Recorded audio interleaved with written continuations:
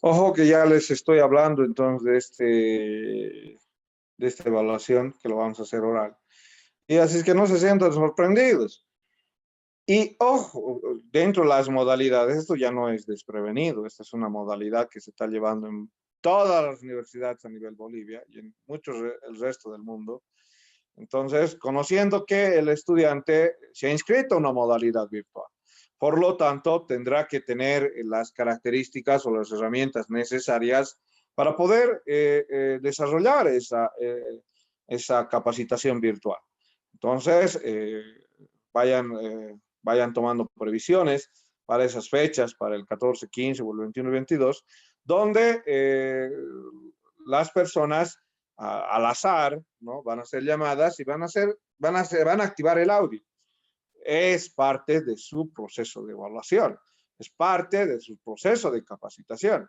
Entonces, yo necesito ver si están realmente siendo o están dedicándose a la parte de su capacitación para que mañana pasado tengan pues una nota de aprobación en la parte de fisiología, ¿no? Entonces, eso va a repercutir. Estoy justamente coordinando, voy a coordinar con las autoridades para que no haya reclamos posteriores. Estoy justamente mencionándoles con anterioridad, una semana antes, y si va a ser el 21-22, con 2 semanas de anticipación.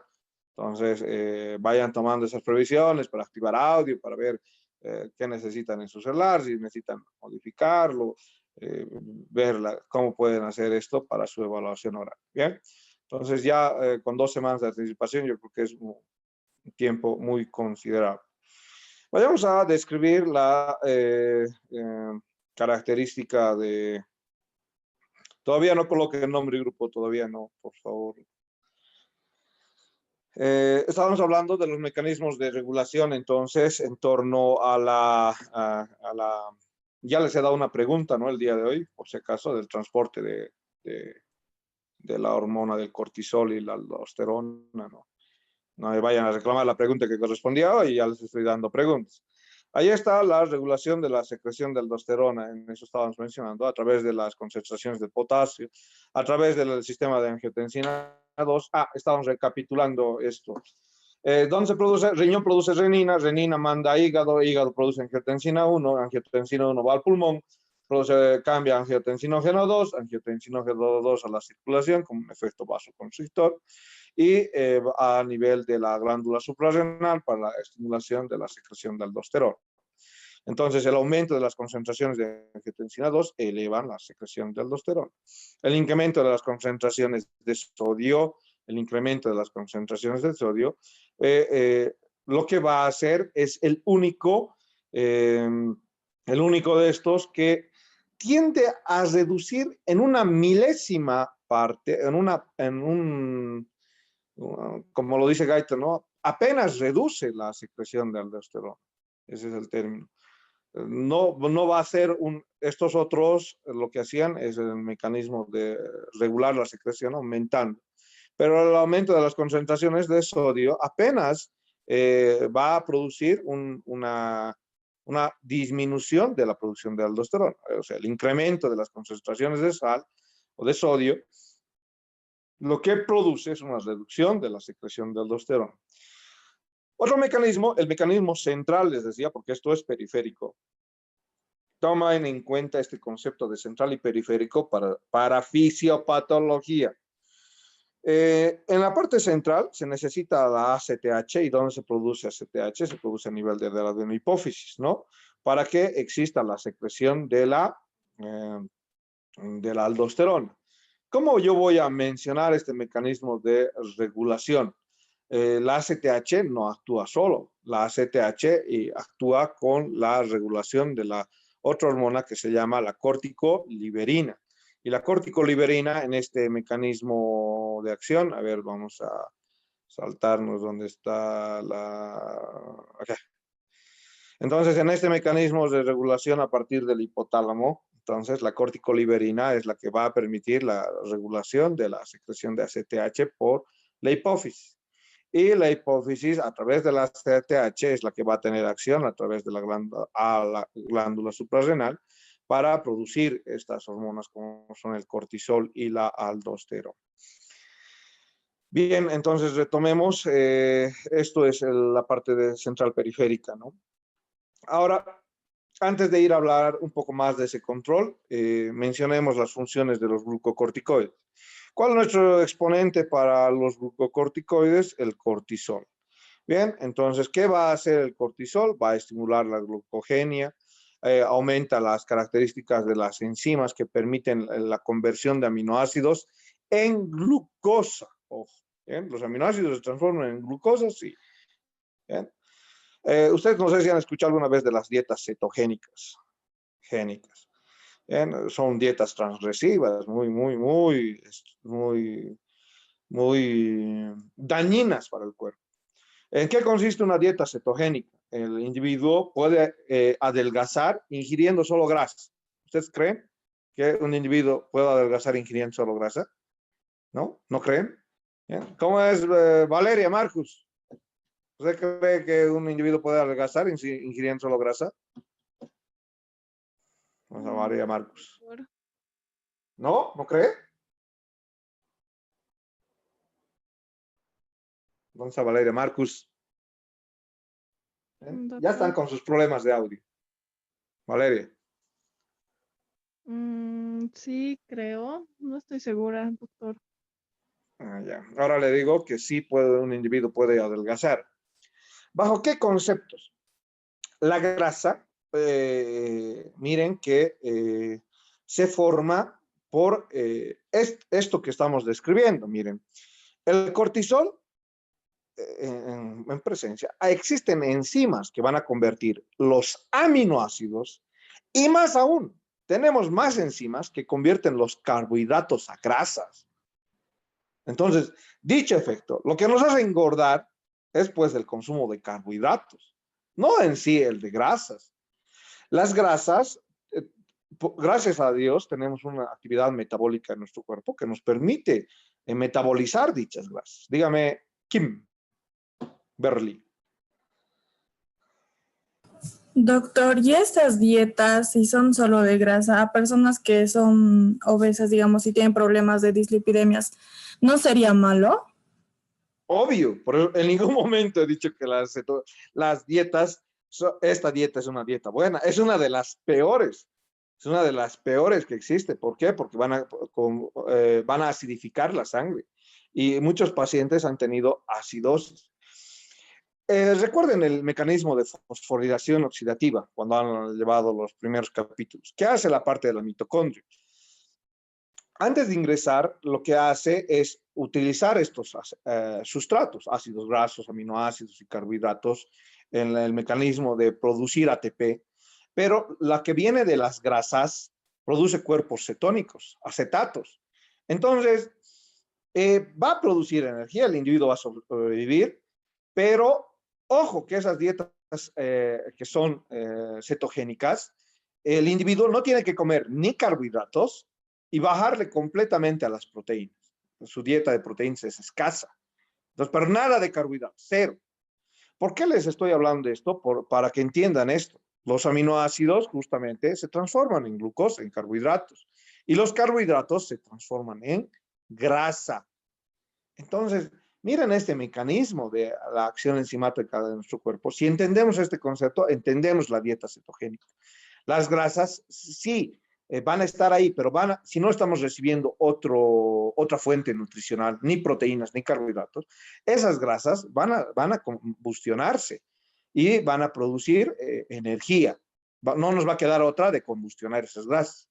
Las de la alimentación y las de las reservas, ¿no? He visto pacientes que han realizado estas dietas con resultados de bajar 10 kilos, pero mañana pasado, ¿qué han tenido? Complicaciones como cefaleas, arritmias han desarrollado por la cetoacidosis que induce este tipo de dieta. Y como lo acaba de comentar Erika Fernández, o sea, ¿de qué sirve y cómo lo puedo dar a un paciente que tiene pues alteraciones grasas, tiene dislipidemias, tiene colesterol elevado? ¿Cómo puedo hacer esta dieta? O sea, ¿en qué juicio cabe hacerla en este tipo de pacientes que tienen estas alteraciones, ¿no? Entonces, el principio básico para entender uno de los mecanismos de los glucocorticoides, del cortisol, es entender que a mayor cortisol, aumentan las enzimas que transforman los aminoácidos en glucosa. Y esto dentro los hepatocitos. También va a tener una acción de dichas enzimas que van a transformar la glucosa en ácidos grasos. Y vamos a entender esto en uno de los síndromes donde se produce mayor concentración de cortisol. Nos apresuraremos. El cortisol moviliza aminoácidos de los tejidos, ¿sí? Sobre todo de la parte muscular. Eso es algo que hay que tener en cuenta, como con los pacientes que desarrollan Cushing, así se llama, síndrome de Cushing se llama el síndrome con mayor producción de cortisol, tienden a tener una masa muscular delgada, ¿no? Bien, también inhibe la característica de la gluconeogenia a nivel del hígado. Por lo tanto, vamos a tener mayor concentración de glucosa. Bien, el cortisol antagoniza los efectos de la insulina. ¿Le podré dar cortisol a mi paciente diabético?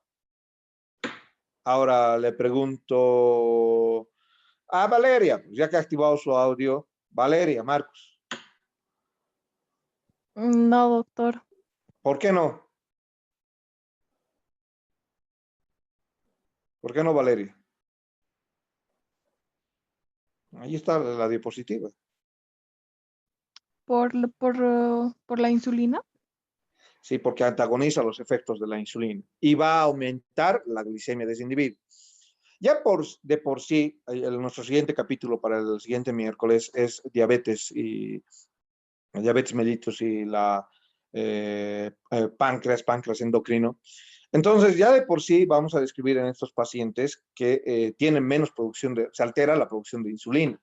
Entonces, y por lo tanto tienen alteración del metabolismo de la glucosa.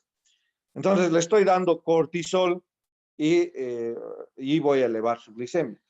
Esto que no se vuelva regla, bueno, no vayan a decir que no puedo utilizar cortisol en un diabético. Ahora, les pongo en perspectiva.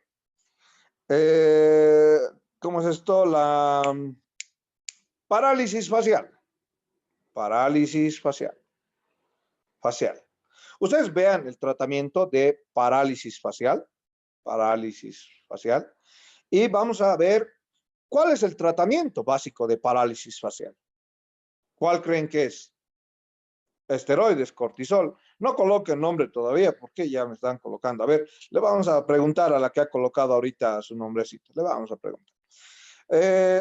¿Cuál es el tratamiento? Van a ver que el tratamiento es dexametasona, hidrocortisona, betametasona. Son corticoides sintéticos, prednisona. Ese es el tratamiento básico de la parálisis facial. Y por eso se aplica lo que tienen que aprender como riesgo-beneficio. Riesgo-beneficio. Pero, ojo, cuidado que le estén dando cortisol a un paciente que tenga 200 de glicemia.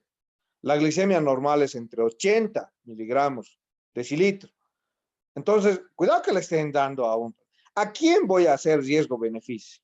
¿A quién creen que le voy a dar? ¿A qué paciente? Aquel que tenga parálisis facial, porque es la base. La terapéutica o el tratamiento básico me indica que tengo que dar corticoides, pero que tenga pues concentraciones o glicemias estables. Quiere decir que yo en los últimos 3 meses sus glicemias hayan estado entre 80 y 100. Ya máximo hasta algunos médicos, como dicen, hasta 140 máximo, pero que no haya pasado de eso, ¿no? Entonces, ustedes quédense con este concepto de 80 y 100, glicemias estables. Entonces, en esos pacientes voy a darles corticoides. Puedo utilizar, no es que no voy a poder utilizar, pero tengo que saber lo que estoy haciendo. Es riesgo-beneficio. Y bajo el concepto de riesgo-beneficio, entonces nosotros vamos a ir describiendo esto de darle un cortisol o no darle un cortisol. ¿Me ha dejado entender, Matthew? A ver, ¿qué va a hacer cuando le llegue un paciente con parálisis facial y además sea diabético? Don Samati. Aquí, doctor, sí. ¿Qué va a hacer, Mati, cuando le llegue un paciente que, además de ser diabético, tenga parálisis facial? ¿Qué es lo primero que va a hacer? No sabré decirle, doctor. No sabría decir. Sí, pero, A ver, doctor, una entonces le cosita más. preguntaremos acá a la que ha puesto su nombre. ¿Quién ha puesto su nombre? A ver, vamos a ver. Jessica Cuaquira. Cuidado que a la siguiente semana me estén... a la siguiente semana ya no quiero esa palabrita de Matthew, no sé qué decirle. Eso no, ¿por qué? Porque tendremos que estar estudiando. Y peor todavía para estos exámenes orales, ¿no? Que estamos programando. Jessica Cuaquira, a la una. Jessica Coquira a las 2. ¿Va Jessica Coquira? No sé cómo va a ser a la siguiente Jessica Coquira, pero va a ser a la primera que le voy a preguntar para este sistema de rotación de exámenes orales. ¿Eh? No hay Jessica Coquira, ¿no? Ya. Doctor, estoy aquí. ¿Y dónde estaba? ¿Por qué me hace llamarle tanto? ¿Por qué me hace rogarle? Ni que fuera el enamorado, hombre. Mucha ahí me hace andar de... Ya, Yo Jessica estoy Coquira, le trabajando daría... en ¿Qué eso. criterio tiene que tener para le daría cortisol, dexametasona, betametasona a su paciente diabético con parálisis facial? ¿Bajo qué criterio? El dexametasona más que todo para que el paciente, digamos, pueda hacer la inflamación, ya que tiene parálisis facial y digamos, como Ya. está más Pero afectado. solo le interesa eso, solo le interesa bajar la inflamación. Ya que es diabético, le va a subir su glicemia, no le interesa. No le interesa que tenga No, una crisis hiperglicémica. no sé, doctor. Entonces, riesgo-beneficio, Coaquira, lo que le estoy enseñando ahorita. Tengo que tener glicemias estables. Lo que estoy hablando ahorita justamente es para transmitirles lo que hacemos en el servicio de emergencia. Valoramos pues glicemias y sus glicemias que estén estables. No simplemente vayan y quieran aprender todo esto en un día de guardia, en un día de emergencia, en un día de hospital. ¿No? Desde aquí tienen que llevar esos conocimientos. Gabriela me estaba preguntando algo, perdón que no le haya respondido. Dígame. No, doctor, era para responder la pregunta que usted estaba haciendo. Ya, perfecto. ¿Usted qué haría, Gabriel? ¿Le daría? ¿No le daría? No, no le daría. O sea, si tiene la glicemia normal, sí, pero si no, no. Ah, bien. Ven, ahí está. Vayan sacando esos, riesgo-beneficio. Si hay más beneficio que riesgo, entonces denle el medicamento que necesita el paciente. Eso tiene que ser un cuidado bajo criterios. Vayan sacando ese criterio de riesgo-beneficio. Bien, entonces, ¿qué tenemos en la característica del cortisol?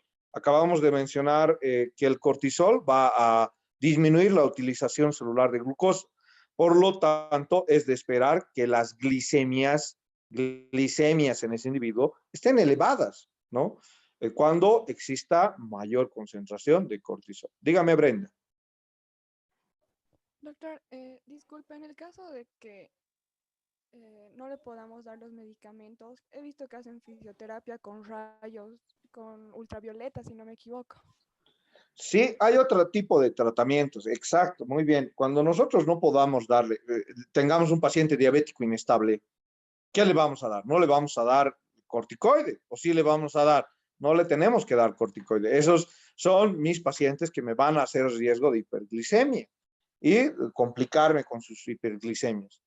Lo que yo tengo que hacer en este tipo de situaciones es leer los artículos científicos y todo lo que hay en medicina para dar mis terapias alternativas.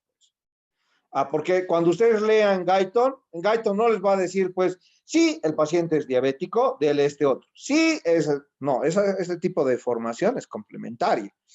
Entonces, lo mismo para los pacientes que tienen, por ejemplo, alguna otra alteración, no va a haber, pues, sí, el paciente tiene esto, sí, esto, déle este otro. Entonces, no, eso es lo que van a ir ustedes complementando su formación a partir de estas aulas, a partir de literatura extra que ustedes vayan leyendo, ¿no?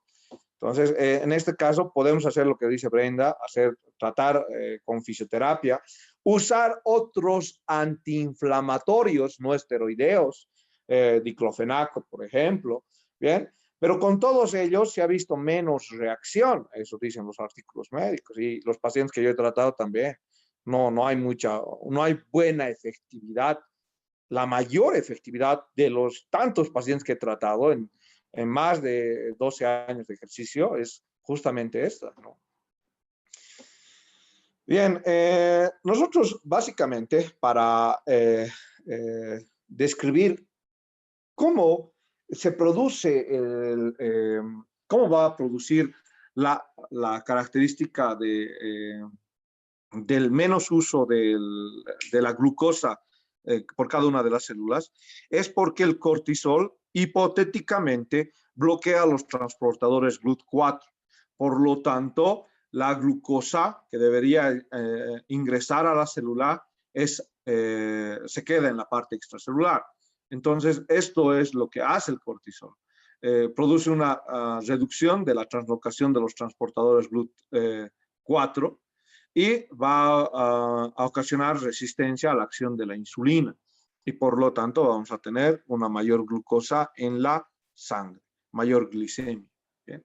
Es el mecanismo de acción del cortisol sobre los carbohidratos. Miren que el cortisol es una hormona que va a tener también acción sobre distintas las proteínas. A mayor concentración de cortisol en todo el cuerpo, excepto hígado, que les quede claro, en todo el cuerpo, excepto hígado, hay una reducción de las proteínas celulares. En hígado es la excepción. Y la hipótesis que plantea Glayton para que hígado sea la excepción es que en el hígado se incrementarían los transportes de aminoácidos hacia los hepatocitos. Y en todo el cuerpo, en todas las células del cuerpo, no existe dicha acción. Más al contrario, existe una utilización de dichos aminoácidos para el ejemplo que hemos descrito hace rato, para formando enzimas para que se conviertan estos aminoácidos en glucosa, ¿no? Entonces, la característica de la acción de los corticoides en todas las células, produciendo la reducción de proteínas celulares y limitando la función de los músculos esqueléticos, cardíacos y lisos, debilitando esto, ¿no? Entonces, una persona que tiene un exceso de cortisol, imposible que se los haga una sentadilla, pues, o una flexión por lo menos, ¿no? ¿Por qué? Por la que las fibras musculares del músculo esquelético, esos aminoácidos están siendo utilizados para convertirlos en glucosa y de glucosa a ATP, ¿no? Entonces, en todo el cuerpo sucede eso, menos en el hígado, porque al contrario en el hígado lo que está haciendo es más bien producir proteínas hepáticas, pero solo que tengan acción a nivel de los hepatocitos y en todo el cuerpo no tengan repercusión. Otra de las características del cortisol es la movilización de las grasas. El cortisol moviliza los distintos ácidos grasos del tejido adiposo, aumentando la concentración de ácidos grasos libres a nivel de la sangre, a nivel de la circulación. Entonces, a nivel de la circulación vamos a tener que existe en estos individuos que tienen aumento de cortisol, mayor cantidad de ácidos grasos libres en el plasma, lo que puede precipitar a la formación de trombos grasos, ¿no? Entonces, eso hay que tener mucho cuidado con el tratamiento de corticoides a largo plazo. ¿Qué hago a los pacientes que tengo? Les doy prednisona, por ejemplo. Muchas enfermedades trato con prednisona, enfermedades autoinmunes, por ejemplo. Tengo que controlarle, pues, sus ácidos grasos. ¿Bajo qué concepto? Mi Biblia Guyton dice que el cortisol moviliza ácidos grasos. Por lo tanto, si la prednisona es un derivado sintético del cortisol, tendré que valorar las concentraciones de ácidos grasos en estos individuos para evitar que lleguen a desarrollar alteraciones vasculares o embolias grasas, ¿no?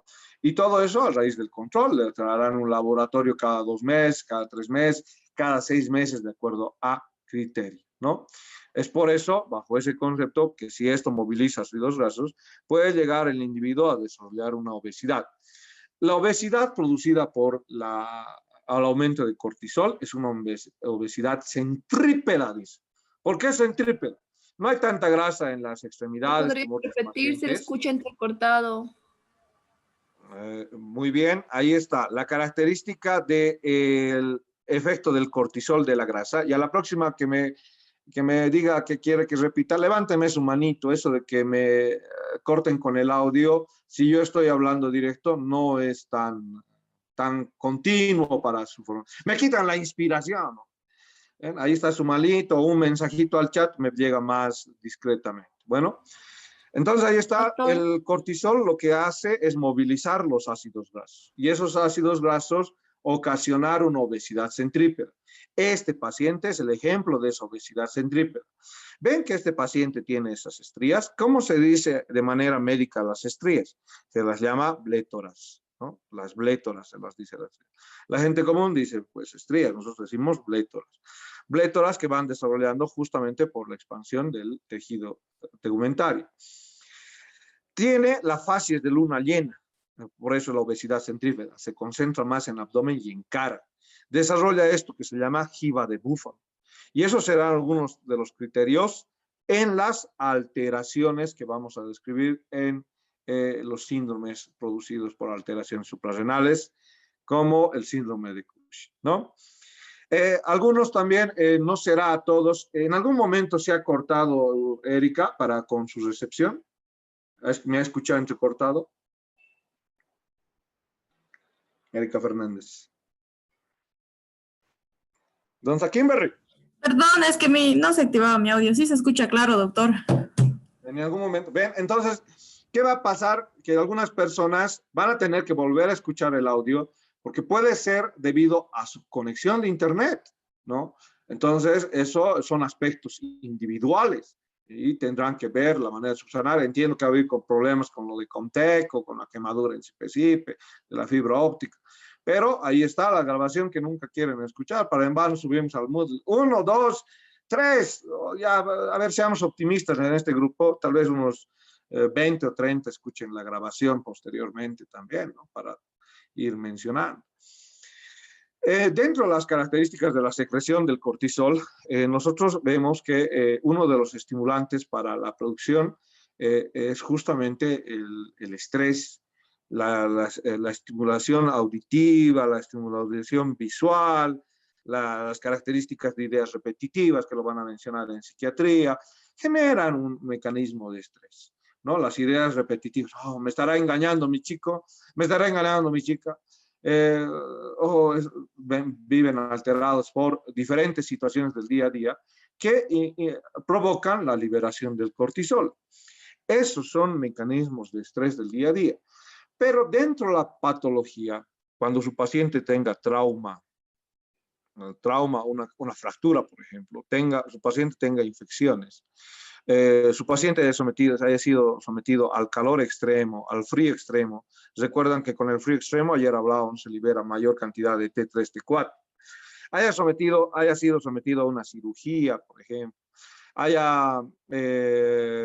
o esté con alguna enfermedad como debilitante, como algunos tumores, algunos tipos de cáncer, ¿no? Ahora sí vayan colocando nombre y grupo, nombre y grupo. Son algunos factores que aumentan la liberación de cortisol. Trauma, infección, cirugías, inmovilizaciones, ¿no? Estas enfermedades. Vayan colocando nombre y grupo, nombre y grupo, nombre y grupo, nombre y grupo.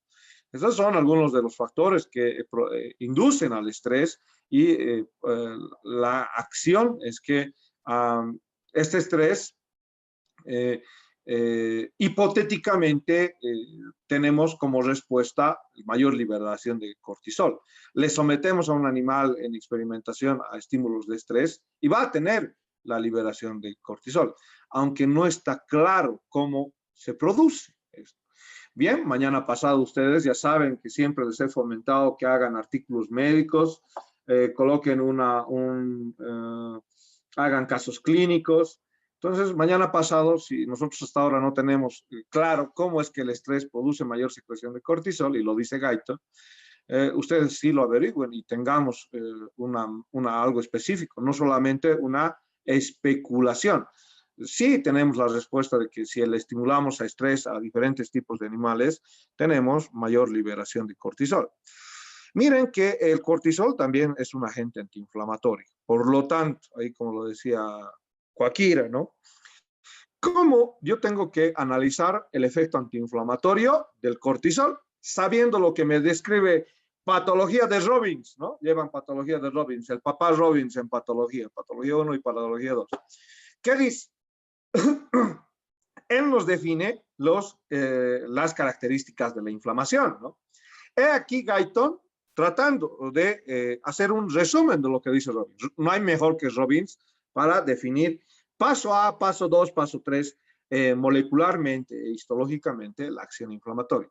Guyton nos explica desde la parte funcional que existe a raíz de células dañadas liberación de sustancias químicas como histamina, bradicinina, prostaglandinas, leucotrienos, que van a producir, recuerdan la parte de Robinson, patología de Robin, que permite llamar a la quimiotaxis y atraer a las estructuras celulares hasta un centro inflamatorio, ¿no? Ese es el primer concepto.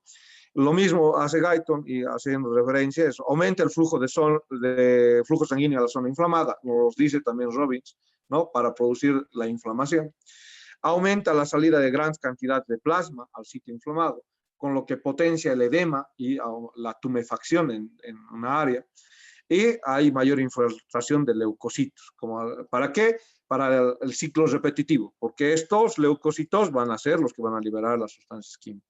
Ya se ha liberado por algunos cuantos, leucotrienos, prostaglandinas, bradicinina, histamina.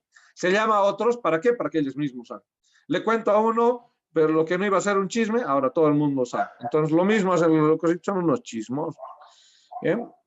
Luego, hay un crecimiento de las características del tejido fibroso, cicatrizal, en realidad, por parte del cortisol como estímulo a la propiedad inflamatoria o antiinflamatoria. Entonces hay un crecimiento del tejido fibroso, pero ¿cómo es que actúa en estos efectos? Estabiliza las membranas lisosómicas. ¿De quiénes? De los leucocitos que han ido a estas áreas. Porque en las membranas lisosómicas se están albergando pues, la histamina, la bradicinina, la prostaglandina y los leucotrienos.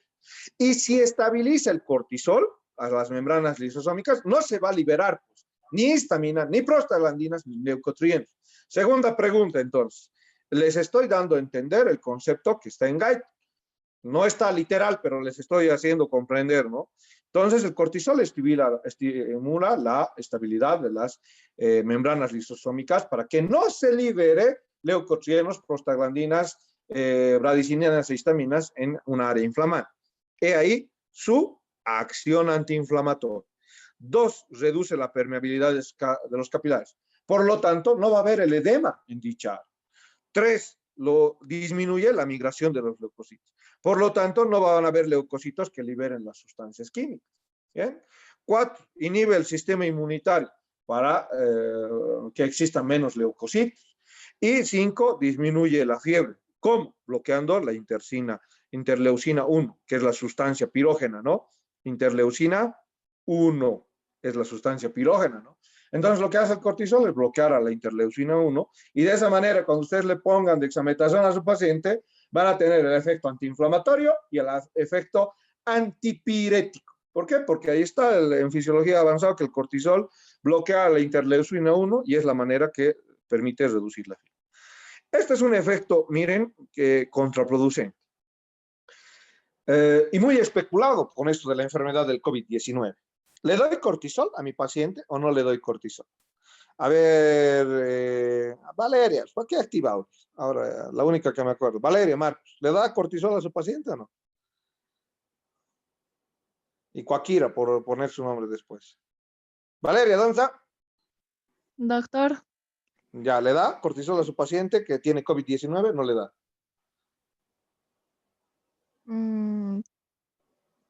no, No le da. ¿Por qué no le va a dar? Bueno, primero hay que controlar si su glicemia para ver si está No, elevada. nada que ver de diabéticos. COVID-19 estamos hablando ahora. Ah, ya. El paciente no es diabético, tiene COVID-19, la patología del 2020. ¿Le doy cortisol? No le doy. Yo creo que sí, doctor. Ah, cree que sí le da. ¿Por qué le va a dar si disminuye el sistema inmunitario? ¿En qué momento de la enfermedad le va a dar? Cuando esté con la tos, cuando ya ha dado positivo, inmediatamente le doy cortisol. ¿Qué cree? ¿Le da inmediatamente? Ni bien le ha dado No, COVID-19, ¿le da? no, Ah, ya, porque perfecto, va a no le da. debilitar A ver, vamos a su... escucharle a Matthew. Pues dígame, Matthew. ¿Le da a usted? ¿No le Sí, da? quería decir, no, yo no le daría porque los niveles altos de cortisol aumentan el riesgo de muerte en los pacientes. Ya, ¿en qué pacientes? En las De primeras COVID, sí. etapas, bueno, las etapas crónicas. Y en una etapa ya ¿Aguda o crónica, crónica? ya la verdad. Crónica. No, más bien a los crónicos, riesgo-beneficio, le digo Matthew y le paso los artículos. Riesgo-beneficio, a los crónicos le doy cortisol. ¿Por qué? Porque se ha visto que el COVID-19 produce un efecto inflamatorio y un efecto de coagulación intravascular diseminada. Entonces, dentro el efecto crónico que llega a desarrollar el COVID-19 es producir inflamación del tejido pulmonar. Sí, voy a disminuir el sistema inmunitario, pero obvio, si está internado y está en terapia, le estoy dando antibióticos que cubren y además le estoy dando antivirales, o eso es la idea, ¿no? Como el Avifavir, por ejemplo, para disminuir su carga viral. Le tendría que estar dando medicamentos para cubrir eso. Por lo tanto, lo que más me va a estar afectando en ese paciente ya no es la carga viral, sino me va a estar afectando el proceso inflamatorio que inició. Es por eso que a los individuos con COVID-19 en etapa crónica sí les doy, pero no en etapa aguda. ¿Por qué le voy a dar en etapa aguda dexametasona si a lo contrario estoy bajando sus defensas, su sistema inmunitario? Y no lo estoy controlando, no sé si está tomando sus medicamentos. Eso es lo que pasa con los pacientes ambulatorios. Yo no le puedo dar prednisona y dexametasona para que se pinche en su casa, cosa que muchos con COVID-19 han hecho. Han escuchado, veían un medicamento nuevo, estaban atentos a las noticias, iban y a la farmacia, agotado, agotado, agotado, ivermectina agotado, hasta en las veterinarias, agotado, agotado. ¿No? ¿Por qué? Porque los periódicos iban y les daban una noticia en torno a lo que no se sabía, no había artículos médicos y los médicos teníamos que luchar contra la desinformación de estos individuos. Fucha, los pocos artículos médicos que se estaban elaborando, las noticias de periódico eran mucho más cantidad que los artículos médicos. No sé de dónde sacaban los periódicos información y les difundían a la sociedad. Y han hecho más daño que bien esa información. No han hecho bien, en ningún sentido han hecho bien. Yo no sé por qué han dado y han dicho la prednisona en estos países resultado. Y mucha gente también en Facebook que hacían, publicando tratamientos médicos. A un paciente que tenía gastritis no ha muerto por el COVID-19, ha muerto por hemorragia digestiva que ha producido la aspirina, la preaspirina, que es un antiagregante plaquetario. Bien, entonces ahí también heparina de bajo peso